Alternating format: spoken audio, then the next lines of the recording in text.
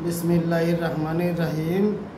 প্রিয় বন্ধুগণ, হোমিওপ্যাথিক একটি সিমটোমেটিক চিকিৎসা, যে মেডিসিনের সিমটম একজন রোগীর মাঝে থাকে, সেই মেডিসিন তার যে কোনো রোগে ব্যবহার করা যায়। তো যে হোমিওপ্যাথিক যে সিমটমগুলো আমরা রোগীর কাছ থেকে নেই, তার মধ্যে একটি সিমটম হলো স্বপ্ন। রোগী কী ধরনের স্বপ্ন দেখে?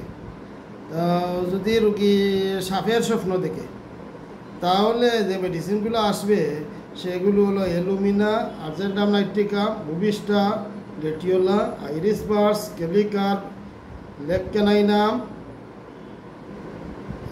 টিলিয়া, রেনানকিউরাস স্কেলেটাস, নেট্রামিউর, সিপিয়া, সাইলিশিয়া, সুলেনাম নায়াগ্রা, স্পাইজেলিয়া, টেবেকাম। এই কয়টা মেডিসিনের রুগী সাপের স্বপ্ন বেশি বেশি দেখে।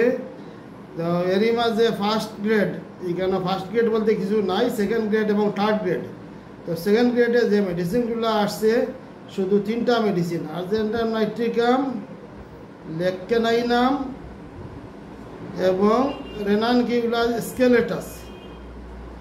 আর্জেন্টাম নাইট্রিকাম, লেককেনাইনাম এবং রেনানকিউলাস স্কেলেটাস, এই 3টি মেডিসিন সেকেন্ড গ্রেডে আসছে। বাকি মেডিসিনগুলো হলো থার্ড গ্রেডে। তো যদি কোনো রুগী বেশি বেশি করে সাপের স্বপ্ন দেখে, তাহলে এই মেডিসিনগুলোর মাঝে একটা মেডিসিন আসার সম্ভাবনা খুবই বেশি। এই মেডিসিনগুলো নিয়ে চিন্তা করতে হবে।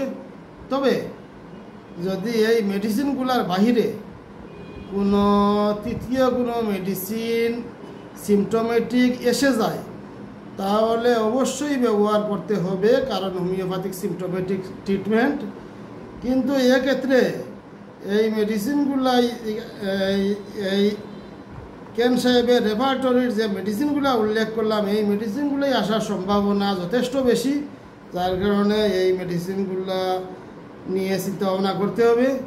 তো প্রিয় বন্ধুগণ, এই স্বপ্নে কীভাবে মেডিসিন নির্বাচন করা যায় সেটা ধারাবাহিক আলোচনা শুরু করলাম।